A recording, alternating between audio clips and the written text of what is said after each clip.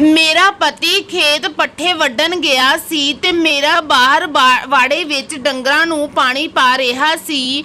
मैं चूल्हे चौंतरे विच काम कर रही सी। मेरी सस बाहरों आई ते मैनू कहन लगी कि सब्जी कादी बनाई आ। मैं कहा मम्मी जी आलू गंडे बनाए ने।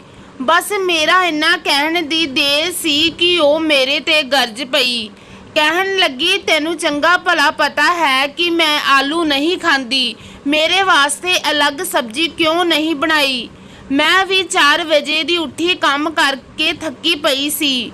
मैं कहा फिर की आ, जे एक दिन तुसी आलू गंडे दी सब्जी खा लोगे तां अगों मेरी सस कहंदी कि तू मेरे नाल जुबान लड़ाउंदी हाँ।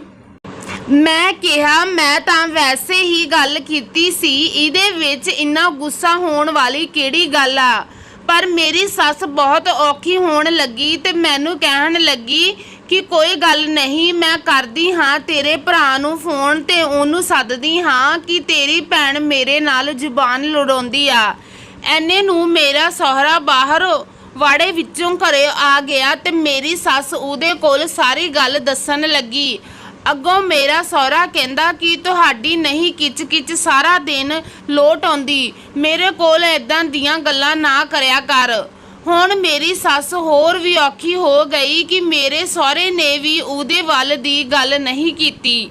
मेरी सस मूँह बना के बैठी सी। मैं चाह दा कप लैके आई पर उन्हें चाह ना फड़ी। मेरा पति खेतों आ गया ते मेरी सस उहनूं देख के उच्ची उच्ची रोण लगी। मेरे घर वाला घबरा गया कि पता नहीं की गल हो गई।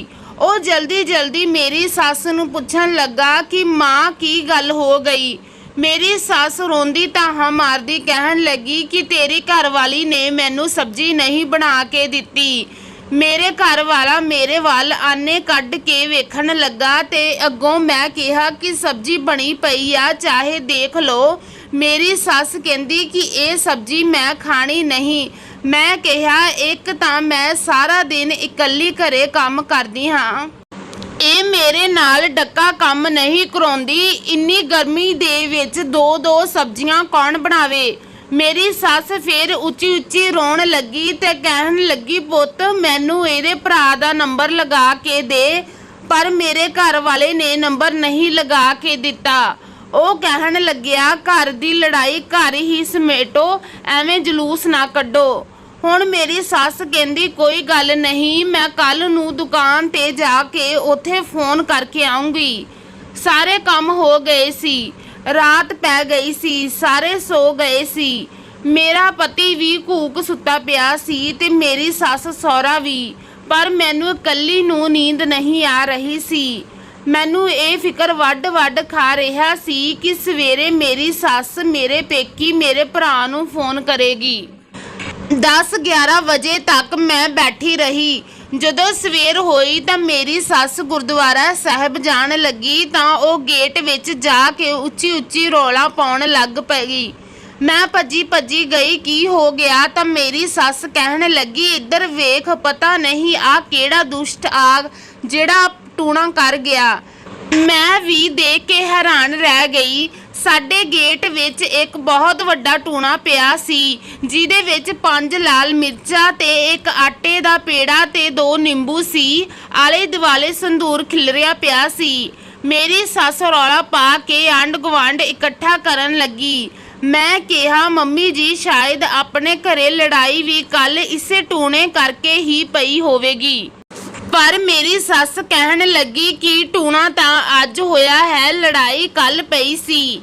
मैं सस नूं कहा कि करन वाले ने तां कल दा ही इंतजाम कीता होवेगा, तां ही तां कल अपने विच लड़ाई पै गई। हुण मेरी सस भी हाँ विच हाँ मिलाउण लगी। ਉਹ कहन लगी हाँ पुत्त जरूर ये अपनी गुआंढन राणी दा काम है। मेरी सस घरे आई तो उसने अपने पर्स विचों 1500 रुपया कढ़िया ते नवी चुन्नी लैके शहर नूं तुर पई। मैं अपने कम्मी लग गई। मेरे घर वाला खेत पानी लाउण चला गया। मेरा सहुरा बाहर बंदियां कोल साथ विच चला गया। 12 वाली बस ते मेरी सस वापस आ गई ते उसने मैनू एक पुड़ी फड़ाई।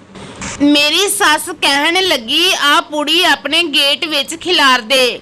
ਮੈਂ ਪੁੱਛਿਆ ਮੰਮੀ ਜੀ ਇਸ ਪੁੜੀ ਵਿੱਚ ਕੀ ਹੈ? ਮੇਰੀ ਸੱਸ ਕਹਿਣ ਲੱਗੀ ਕਿ ਇਹ ਪੁੜੀ ਮੈਨੂੰ ਬਾਬਾ ਜੀ ਨੇ ਦਿੱਤੀ ਹੈ ਤੇ ਉਸ ਨੇ ਕਿਹਾ ਹੈ ਕਿ ਤੁਹਾਡੀ ਸਭ ਤੋਂ ਨੇੜਲੀ ਗੁਆਂਢਣ ਨੇ ਇਹ ਟੂਣਾ ਕੀਤਾ ਹੈ, ਤੁਸੀਂ ਇਹ ਪੁੜੀ ਖਿਲਾਰ ਦਿਓ, ਟੂਣਾ ਵਾਪਸ ਉਹਦੇ ਘਰ ਚਲਾ ਜਾਵੇਗਾ।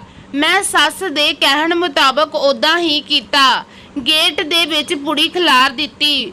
ਹੁਣ ਮੇਰੀ ਸੱਸ ਪੂਰੀ ਖੁਸ਼ ਸੀ ਤੇ ਵਾਰ-ਵਾਰ ਸਾਡੀ ਉਸ ਗੁਆਂਢਣ ਦੇ ਗੇਟ ਵੱਲ ਦੇਖ ਰਹੀ ਸੀ ਕਿ ਉਹਨਾਂ ਦੇ ਘਰ ਕਦੋਂ ਲੜਾਈ ਪਵੇਗੀ। ਮੇਰੇ ਘਰ ਵਾਲਾ ਖੇਤੋਂ ਆ ਗਿਆ ਤੇ ਮੇਰਾ ਸਹੁਰਾ ਵੀ ਸਾਥ ਵਿੱਚੋਂ ਆ ਗਿਆ। ਗੇਟ ਵਿੱਚ ਪੁੜੀ ਖਿਲਰੀ ਦੇਖ ਕੇ ਉਹ ਦੋਨੋਂ ਪੁੱਛਣ ਲੱਗੇ ਤਾਂ ਮੇਰੀ ਸੱਸ ਕਹਿਣ ਲੱਗੀ ਇਹ ਮੈਂ ਟੂਣਾ ਵਾਪਸ ਮੋੜਿਆ ਹੈ, ਇਹ ਸਭ ਰਾਣੀ ਦੇ ਕਾਰਨਾਮੇ ਨੇ। ਰਾਣੀ ਦਾ ਮੁੰਡਾ ਗਲੀ ਵਿੱਚ ਖੜਾ ਸੁਣਦਾ ਸੀ। ਉਹ ਆਪਣੀ ਮਾਂ ਨੂੰ ਸਾਡੇ ਘਰ ਲੈ ਆਇਆ ਤੇ ਕਹਿਣ ਲੱਗਾ ਹੁਣ ਮੂੰਹ ਤੇ ਗੱਲ ਕਰੋ, ਜਿਹੜੀ ਕਰਨੀ ਆ, ਪਿੱਠ ਪਿੱਛੇ ਕਰਨ ਦਾ ਕੀ ਫਾਇਦਾ? ਮੇਰੀ ਸੱਸ ਕਹਿਣ ਲੱਗੀ ਮੈਂ ਤਾਂ ਮੂੰਹ ਤੇ ਕਹਿ ਦਿੰਦੀ ਹਾਂ ਤੇਰੀ ਮਾਂ ਨੇ ਸਾਡੇ ਗੇਟ ਵਿੱਚ ਟੂਣਾ ਕੀਤਾ ਹੈ। ਰਾਣੀ ਰੌਲਾ ਪਾਉਣ ਲੱਗੀ ਕਿ ਤੂੰ ਬਿਨਾਂ ਵਜ੍ਹਾ ਮੇਰਾ ਨਾਮ ਲਾਉਣੀ ਆ ਤੇ ਉਸਦਾ ਮੁੰਡਾ ਵੀ ਔਖਾ ਬੋਲਣ ਲੱਗਾ। ਮੇਰੇ ਘਰ ਵਾਲਾ ਤੇ ਰਾਣੀ ਦਾ ਮੁੰਡਾ ਹੱਥੋਂ ਪਾਈ ਹੋ ਗਏ। ਮੈਂ ਤੇ ਮੇਰੇ ਸਹੁਰੇ ਨੇ ਮਸਾਂ ਉਹਨਾਂ ਨੂੰ ਛੁਡਵਾਇਆ। ਮੈਂ ਰਾਣੀ ਦੇ ਮੁੰਡੇ ਮੋਰੇ ਹੱਥ ਬੰਨੇ ਕਿ ਬਾਈ ਆਪਣੀ ਮਾਂ ਨੂੰ ਲੈ ਕੇ ਆਪਦੇ ਘਰ ਚਲਾ ਜਾ। ਇੱਧਰ ਮੇਰੀ ਸੱਸ ਬੈਠੀ ਬੋਲੀ ਜਾ ਰਹੀ ਸੀ। ਮੇਰਾ ਸਹੁਰਾ ਮੇਰੀ ਸੱਸ ਨੂੰ ਭੱਜ ਕੇ ਪੈ ਗਿਆ ਕਿ ਤੁਹਾਡੀ ਬੁੜੀਆਂ ਦੀ ਲੜਾਈ ਨੇ ਸਾਡੇ ਸਿਰ ਪੜਵਾ ਦੇਣੇ ਸੀ, ਕਿਉਂ ਐਵੇਂ ਟੂਣੇ ਪਿੱਛੇ ਆਂਢ ਗੁਆਂਢ ਵਿੱਚ ਲੜਾਈ ਪਾਉਣੀ ਆ? ਅੱਗੋਂ ਮੇਰੀ ਸੱਸ ਕਹਿਣ ਲੱਗੀ ਨਾ ਫਿਰ ਦੱਸ ਟੂਣਾ ਕੌਣ ਕਰ ਗਿਆ? ਰਾਣੀ ਤੇ ਉਸ ਦਾ ਮੁੰਡਾ ਆਪਣੇ ਘਰ ਚਲੇ ਗਏ। ਮੇਰਾ ਘਰ ਵਾਲਾ ਫਿਰ ਖੇਤ ਨੂੰ ਚਲਾ ਗਿਆ ਤੇ ਬਾਪੂ ਵੀ ਉਸ ਦੇ ਮਗਰ ਹੀ ਚਲਾ ਗਿਆ। ਮੇਰੀ ਸੱਸ ਵਿਹੜੇ ਵਿੱਚ ਬੈਠੀ ਸੀ ਤੇ ਮੈਂ ਇਕੱਲੀ ਕਮਰੇ ਵਿੱਚ ਬੈਠੀ ਸੀ।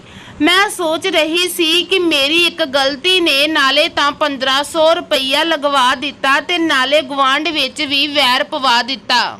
ਦਰਅਸਲ ਜਦੋਂ ਰਾਤ ਨੂੰ ਮੇਰੀ ਸੱਸ ਕਹਿੰਦੀ ਸੀ ਕਿ ਮੈਂ ਸਵੇਰੇ ਦੁਕਾਨ ਤੇ ਜਾ ਕੇ ਤੇਰੇ ਭਰਾ ਨੂੰ ਫੋਨ ਕਰਾਂਗੀ, ਇਹ ਸੋਚ ਕੇ ਮੈਨੂੰ ਨੀਂਦ ਨਹੀਂ ਆ ਰਹੀ ਸੀ। ਮੈਂ ਉੱਠ ਕੇ ਰਸੋਈ ਵਿੱਚ ਗਈ। ਉੱਥੇ ਪਈਆਂ ਮੈਂ ਲਾਲ ਮਿਰਚਾਂ ਤੇ ਨਿੰਬੂ ਦੇਖਿਆ।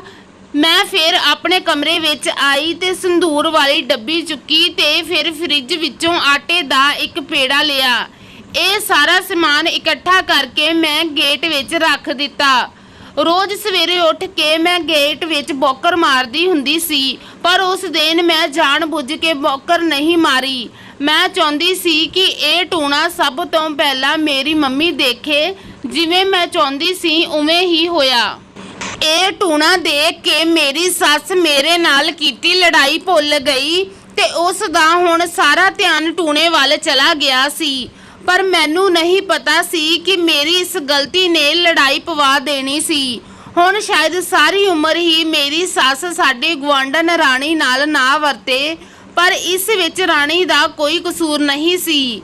ਇਹ ਤਾਂ ਇੱਕ ਕਹਾਣੀ ਹੈ, ਪਰ ਅਸਲ ਦੇ ਵਿੱਚ ਬਹੁਤੇ ਘਰਾਂ ਵਿੱਚ ਐਦਾਂ ਹੁੰਦਾ ਹੈ ਕਿ 4 ਲਾਲ ਮਿਰਚਾਂ ਤੇ ਲੱਡੂਆਂ ਦੇ ਕਾਰਨ ਲੋਕ ਆਂਢ ਗੁਆਂਢ ਨਾਲ ਵਰਤਣਾ ਛੱਡ ਦਿੰਦੇ ਨੇ। ਇਹ ਸਭ ਵਹਿਮ ਭਰਮ ਨੇ।